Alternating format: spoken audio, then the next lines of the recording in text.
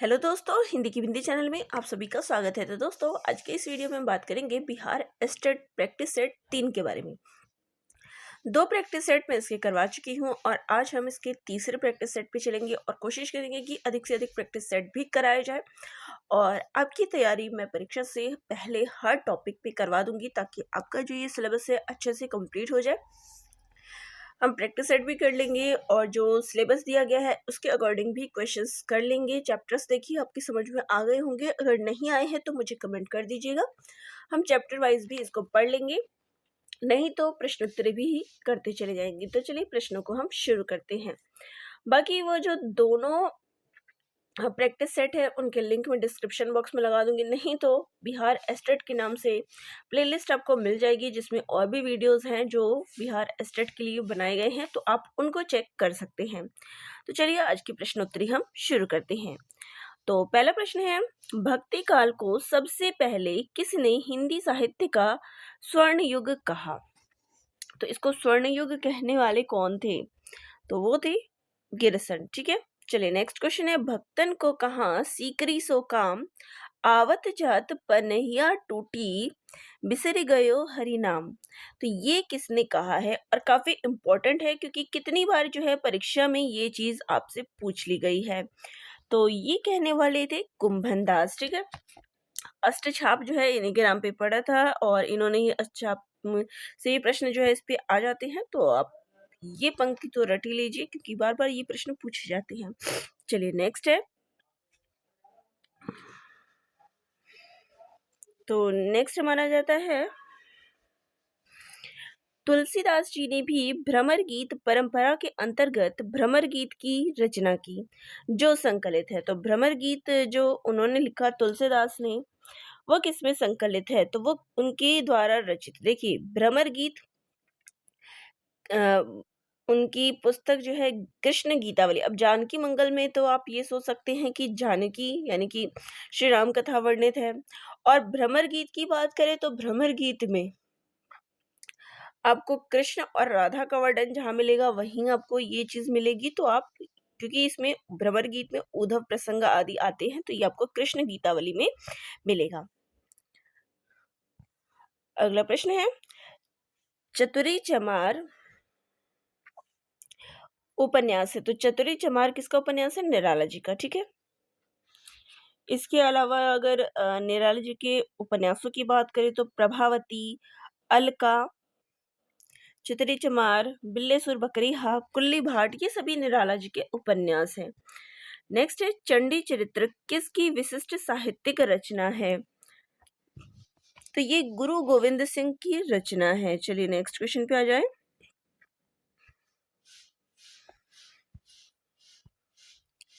Next है, तुलसीदास चंदन घिसे, इसके लेखक कौन हैं? तो ये विद्यानिवास मिश्र जी का ललित निबंध है।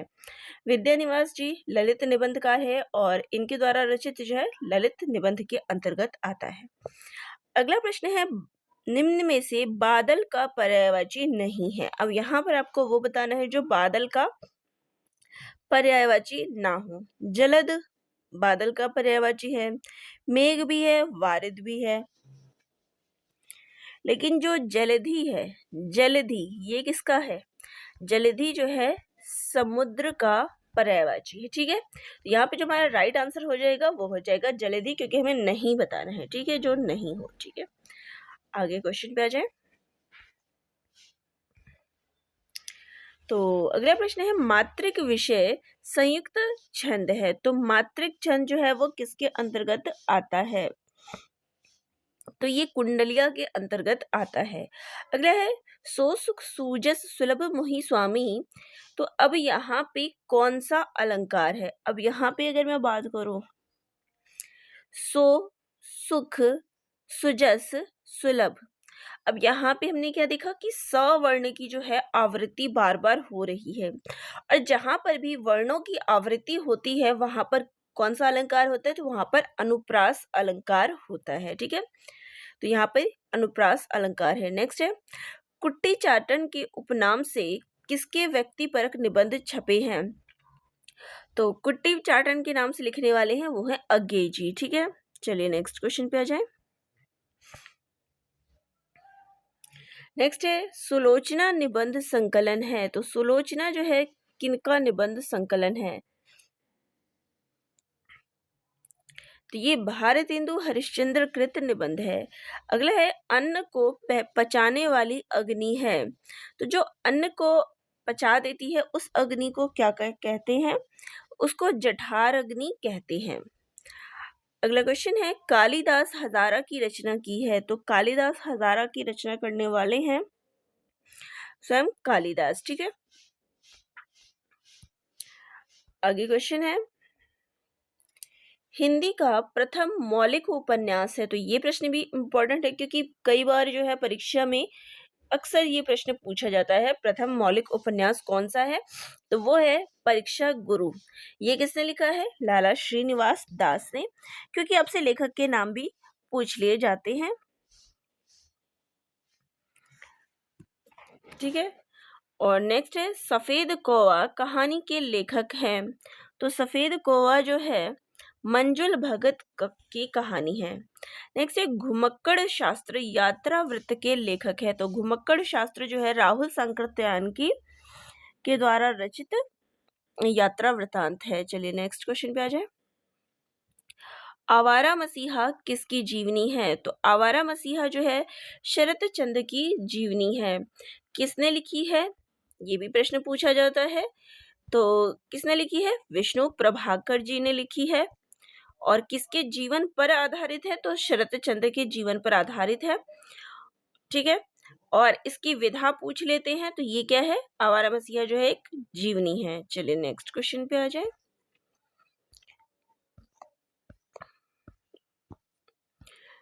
तो नेक्स्ट क्वेश्चन है संदर्भ के लेखक है, तो संदर्भ के लेखक कौन है?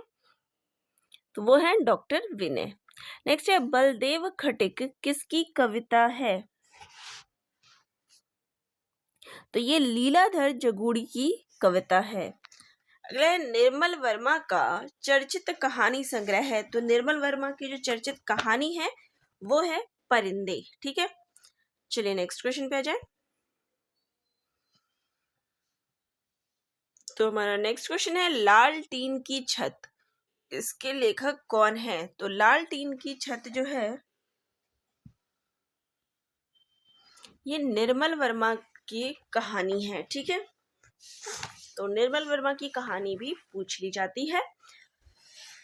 अगला है सरकटीलाश उपन्यास के लेखक हैं, तो देखिए जो उपन्यास है इसके लेखक कौन है? तो गोपाल राम गहमरी, यहाँ पे स्पेलिंग में मिस्टेक है, गहमरीमा आएगा। तो ये जो है जासूसी उपन्यासों के लिए प्रचलित थे और इन्होंने जो है जासूसी उपन्यास की शुरुआत की थी और इनके द्वारा ही ये रचित उपन्यास है। इसके अलावा देख सकते हैं जासूस की जासूसी, गुप्त भेद, जासूस की अय्यारी, ये सभी जो है इनके द्वारा रचित उपन्यास है। नौकर की कमीज, इसके लेखक कौन है? तो नौकर की कमीज जो है विनोद कुमार शुक्ल द्वारा रचित है।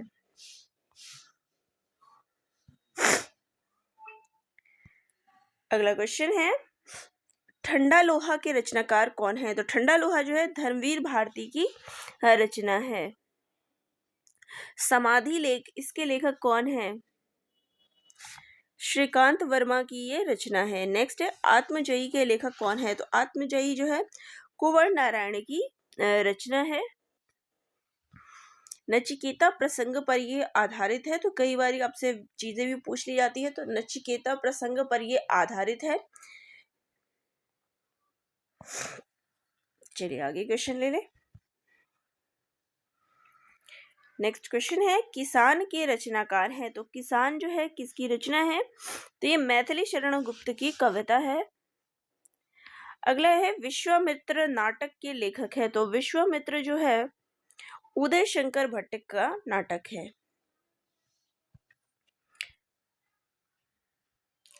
अगला प्रश्न है शेखर जोशी की रचना है, तो शेखर जोशी की रचना है कोसी का घटवार। अगला प्रश्न है प्रयाग रामागमन, इसके लेखक कौन है? तो इसके लेखक हैं बद्री नारायण चौधरी प्रेमघन। अगला प्रश्न है मधुमालती के रचनाकार कौन है? तो मधुमालती जो है मंझन की रचना है और आपको माँ से माँ याद रखना है। मंझन, मधुमालती, माँ से। तो कुछ आपको ट्रिक्स भी याद रखनी है क्योंकि बहुत सारी रचनाएं आप नहीं भी याद रख सकते हैं। तो अगला है सहजयान के प्रवर्तक हैं। तो सहजयान के प्रवर्तक कौन है? तो इसके प्रवर्तक हैं सरहप्पा। अगला है गोदान उपन्यास है। तो गोदान जो है आदर्शोन्मुख यथार्थवादी है। तो देखिए शुरू में जो प्रेमचंद जी ने उपन्यास लिखे थे वो आदर्शपरक थे और बाद में जो उनके द्वारा रचित उपन्यासों का था वो यथार्थवादी हो गया और जो उसके बाद उपन्यास आए वो आदर्शोन्मुख यथार्थवादी उपन्यास हो गया।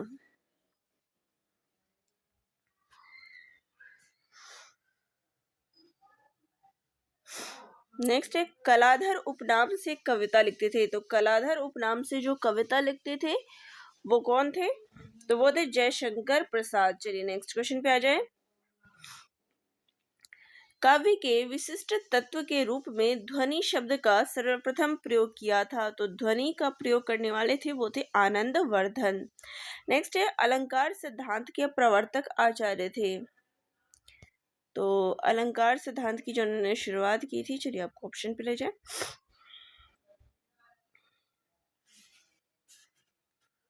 तो वो थे भामा। अगला है जन्मे जय का नागयज्ञ, इसके लेखक कौन है? तो ये प्रसाद जी का नाटक है।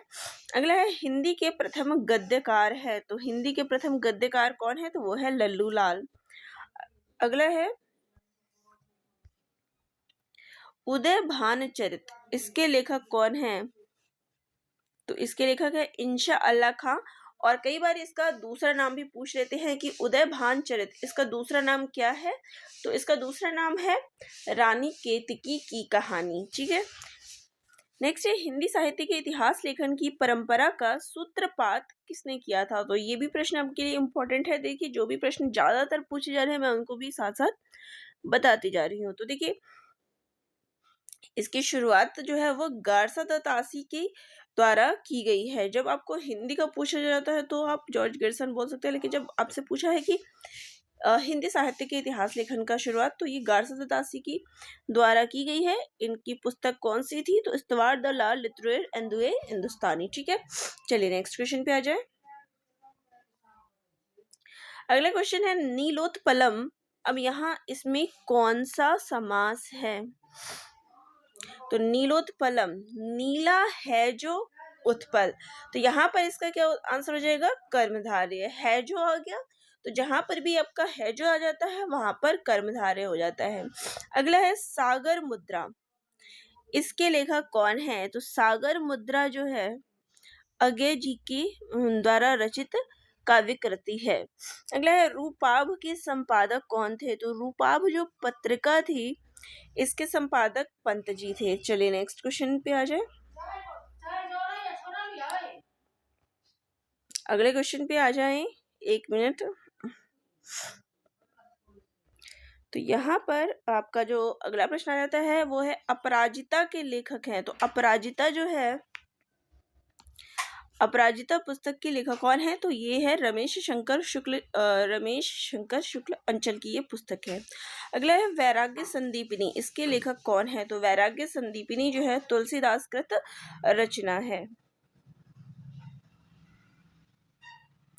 अगला क्वेश्चन है बूंद अघात सहे गिर कैसे, खल के बचन संत सह जैसे।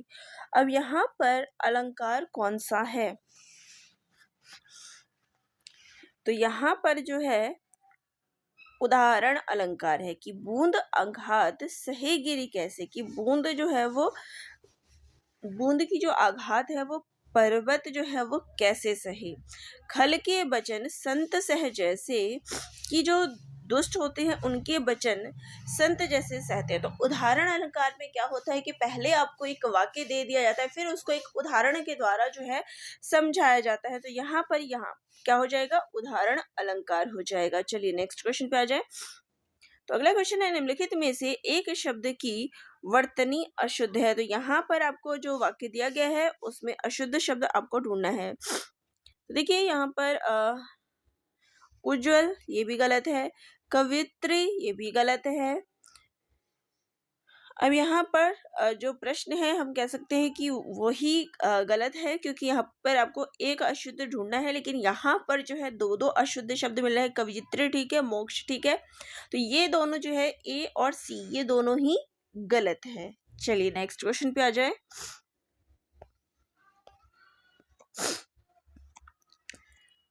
तो यहाँ पर अगला प्रश्न है, धनंजय में समास है, तो धनंजय में कौन सा समास है? धनंजय, तो धनंजय जो है वो किसको कहा जाता है? जिसके पास धन है उसको कहा जाता है। तो धन जो है कुबेर के पास होता है, तो यहाँ पे क्या हो जाएगा? बहुब्रीहि समास, जब किसी तीसरे की ओर संकेत किया जाता है। नेक्स्ट है, जननी तू जननी भई विधि सन कछु न बसाई। अब यहाँ पर कौन सा अलंकार है? तो यहाँ पर वृत्यानुप्रास अलंकार है। वृत्य नहीं, यहाँ पर जो है आपको जननी तू जननी भई विधि सन कछु न बसाए, यहाँ पर जो है लाटा अनुप्रास है क्योंकि जहां पर शब्दों की आवृत्ति हो और उनके अर्थ भी क्या हो? एक ही हो, तो वहां पर जो है लाटा अनुप्रास होता है। चलिए नेक्स्ट है, सुजान सागर के लेखक है, तो सुजान सागर जो है घनानंद की रचना है। चलिए नेक्स्ट क्वेश्चन पे आ जाए। तो यहाँ पे अगला प्रश्न है, विनय पत्रिका की भाषा है, तो विनय पत्रिका की भाषा क्या है? तो ये भाषा है ब्रज भाषा। ये किसके द्वारा रचित है? तो ये तुलसीदास द्वारा रचित रचना है। अगला है, घड़ी में तोला घड़ी में माशा, इसका अर्थ क्या है? कि घड़ी में तोला घड़ी में माशा, तो बहुत ही नाजुक मिजाज। चलिए, डंडी मारने में कुशल व्यापारी, ऐसा व्यापार जिसमें एक पल मुनाफा हो तो दूसरे पल नुकसान। नेक्स्ट है, जरा सी बात पर खुश और नाराज होना, तो यहाँ पर डी ऑप्शन जो है वो हमारा करेक्ट हो जाएगा। चलिए नेक्स्ट क्वेश्चन पे आ जाए। नेक्स्ट क्वेश्चन है कि भ्रमर गीत परंपरा में भंवर गीत की रचना किसने की? अब भ्रमर गीत की परंपरा में बहुत सारे लोगों ने लिख रखा है, लेकिन भंवर गीत की रचना किन्होंने की है? तो भंवर गीत की रचना करने वाले हैं वो है नंददास, ठीक है। और जबकि सूरदास ने जो है भ्रमर गीत की, रत्नाकर ने जो है उद्धव शतक की, और ब्रजवासी दास ने जो है ब्रज विलास की रचना की है। तो इन्होंने जो है भंवर गीत जो है इस प्रकार से सबके द्वारा अलग अलग लिखा गया है। अगला है, पद्मावत की विधा है, तो पद्मावत क्या है? प्रबंध काव्य है, खंड काव्य है, मुक्तक काव्य है, या फिर एक महाकाव्य है? तो ये जो है एक प्रबंध काव्य है। अगला प्रश्न है, अमन के राग, इसकी लेखक कौन है? तो ये जो है शमशेर बहादुर सिंह की रचना है। इनकी रचनाएं भी अधिकतर परीक्षा में पूछी जाती है। चलिए अगला क्वेश्चन है, ज्ञानबोध के रचनाकार कौन है? तो ज्ञानबोध जो है मलूक दास की रचना है। अगला है, माटी की मूर्ति, ये जो है किस विधा की रचना है? तो ये संस्मरण है, और किसका संस्मरण है? तो ये राम वृक्ष बेनीपुरी जी का संस्मरण है। अगला है, आधा गांव, आधा गांव जो उपन्यास है वो किसका है? तो यहाँ पर पीछे ऑप्शन होगा, मैं यही बता देती हूँ कि राही मासूम रजा के द्वारा रचित ये उपन्यास है, एक आंचलिक उपन्यास है आधा गांव, ठीक है। चलिए नेक्स्ट क्वेश्चन भी आ जाए।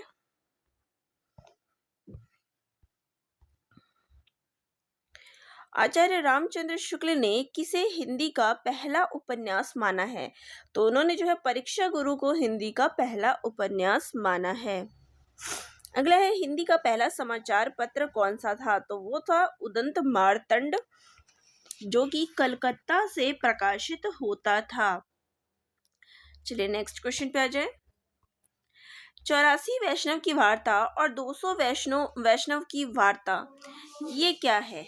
तो ये जो है लेखकों का और कवियों का जीवन वृत्त है। इसमें लेखक और कवियों का जीवन जो है वो उनको लिखा गया है। तो शुरुआत में जो है लेखकों और कवियों का जो संकलन किया गया था वो इसी नाम से किया गया था, तो जीवन वृत्त है। अगला है बिहारी सतसई पर फिरंगे सतसई नाम से फारसी भाषा में एक टीका लिखी गई, जिसके टीकाकार हैं, तो ये है आनंदी लाल शर्मा। तो इसके रचनाकार कौन है? आनंदी लाल शर्मा। चलिए नेक्स्ट क्वेश्चन पे आ जाए। तो हमारा नेक्स्ट क्वेश्चन है, आचार्य महावीर प्रसाद द्विवेदी रचित अर्थशास्त्र विषय का ग्रंथ है। तो इन्होंने जो ये रचना की है, इसका विषय है, देखिए, संपत्ति शास्त्र। इनकी पुस्तक का नाम क्या है? संपत्ति शास्त्र। नेक्स्ट है, महावीर प्रसाद द्विवेदी ने सरस्वती पत्रिका के संपादन का उत्तराधिकार अपने पश्चात किसे सौंपा था?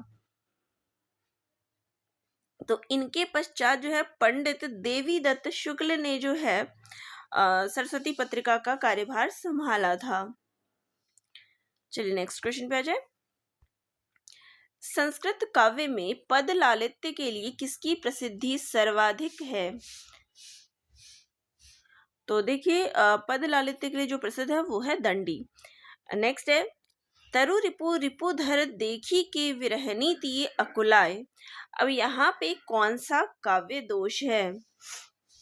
तो यहाँ पर जो है क्लिष्टत्व काव्य बोध है। इसका अर्थ होता है कठिनाई, क्योंकि यहाँ पर क्या है, शब्दों के जो अर्थ होते हैं उसको दुरूह बनाने के लिए जो है ऐसे शब्दों का प्रयोग किया गया है कि शब्द में क्या है, दोष आ गया है, क्लिष्टत्व दोष आ गया है। अब क्योंकि यहाँ पर मेघ के लिए तरु रिपु रिपु घर जो है प्रयोग किया गया है।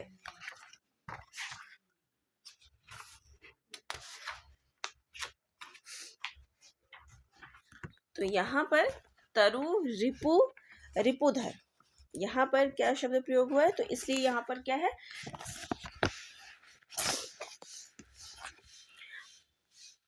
तरु यानी कि वृक्ष, और रिपु यानी कि शत्रु, और रिपुधर यहाँ पर फिर है यानी कि वृक्ष की शत्रु अग्नि, अग्नि का शत्रु जल, और उस जल को धारण करने वाला बादल। तो ये कुछ इस प्रकार से इसका अर्थ जो है प्रयोग हुआ है, ताकि जिनको समझने में जो है कठिनाई होती है, तो यहाँ पे क्लिष्टत्व काव्य दोष आ जाता है। चलिए नेक्स्ट है,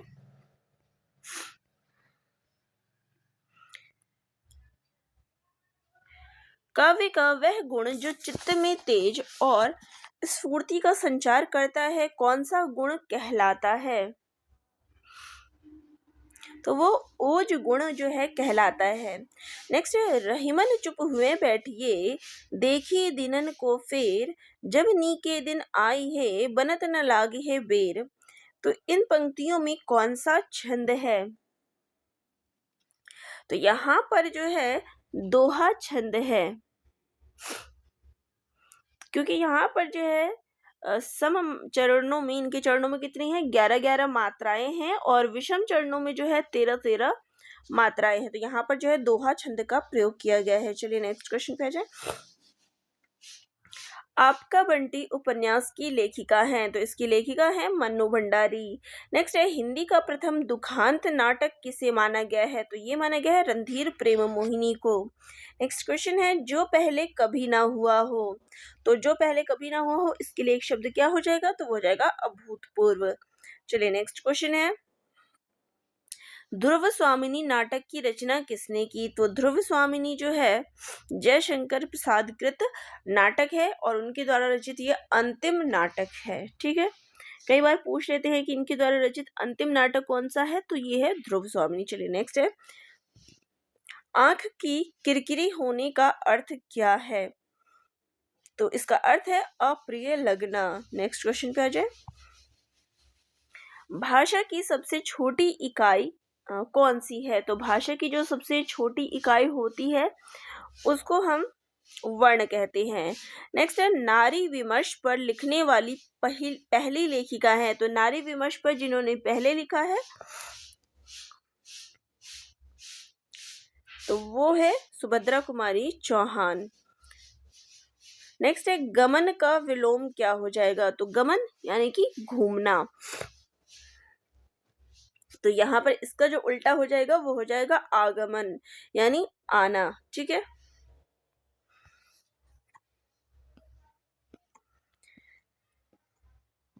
फिर यहाँ पे अगला प्रश्न है, अग्नि शब्द का तद्भव रूप क्या होगा? तो यहाँ पर जो है आपको अग्नि शब्द का तद्भव जो है वो बताना है,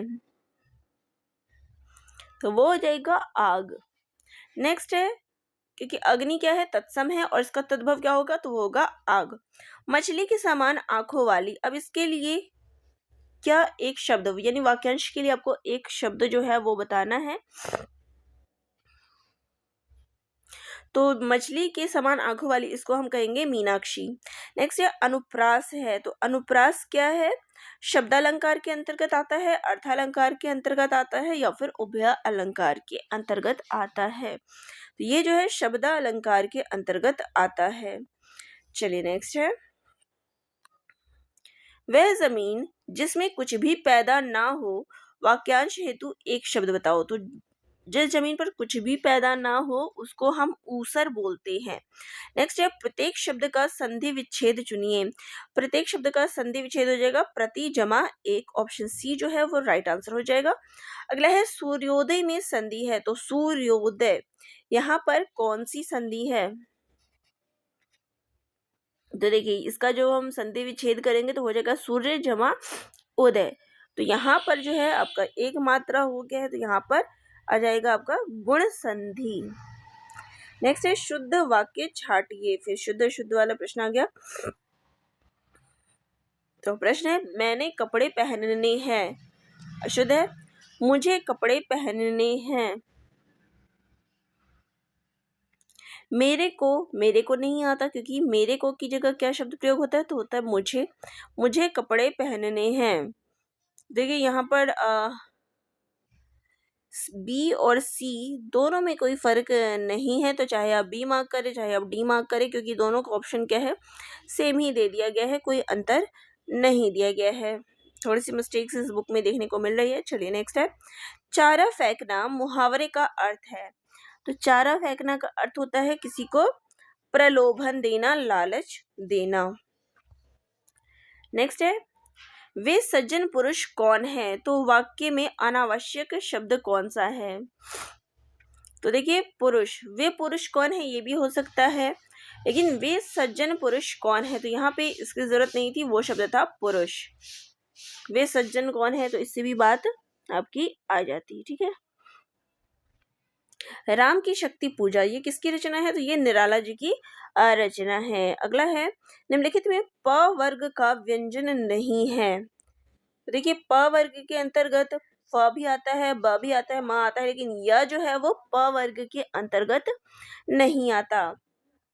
चलिए नेक्स्ट क्वेश्चन है, कौन सा संयुक्त व्यंजन नहीं है? तो संयुक्त व्यंजन जो है वो दो अक्षरों से मिलके बनता है। तो देखिए द्य द जमा य से बनेगा, ज्ञ ज जमा य से ण से बनता है, अक्ष क जमा श से बनता है, लेकिन घ जो है अपने आप में एक संपूर्ण व्यंजन है, तो यहाँ पे हमारा डी ऑप्शन जो है वो राइट हो जाएगा। चलिए नेक्स्ट क्वेश्चन आ जाए। तो हमारा नेक्स्ट क्वेश्चन है, प्रेमचंद का देहावसान कब हुआ था? तो प्रेमचंद जी की जो मृत्यु थी वो कब हुई थी? अब यहाँ पर अगर आपको ये ना पता हो तो इनका अंतिम उपन्यास कौन सा है, वो है गोदान, जो कि 1936 में आया था। तो यहाँ पर इसका राइट आंसर हो जाएगा 1936। नेक्स्ट है, तुरंग शब्द का अर्थ होता है। तो तुरंग शब्द जो है किसके लिए प्रयुक्त होता है? तो ये घोड़े के लिए प्रयुक्त होता है। नेक्स्ट है, सही शब्द छांटिए। तो अब यहाँ पर सही शब्द कौन सा है? अनिष्ट, अनिष्ट यहाँ पर बी ऑप्शन जो है वो राइट आंसर है। चलिए नेक्स्ट क्वेश्चन है, निम्नलिखित में से कौन सा शब्द मक्खन का पर्यायवाची है? यहाँ पर आपको मक्खन का पर्यायवाची बताना है, तो वो होता है नवनीत। अगला है, अर्ध विराम चिन्ह है। तो यहाँ पर अर्ध विराम चिन्ह कौन सा दर्शा रहा है? तो ये जो डी ऑप्शन है वो आपको अर्ध विराम, क्योंकि ये हो गया आपका कॉमा हो गया, ये जो है पूर्ण विराम है, ये आपका प्रश्नवाचक है, तो यहाँ पर अर्ध विराम जो है डी ऑप्शन है। चलिए नेक्स्ट क्वेश्चन,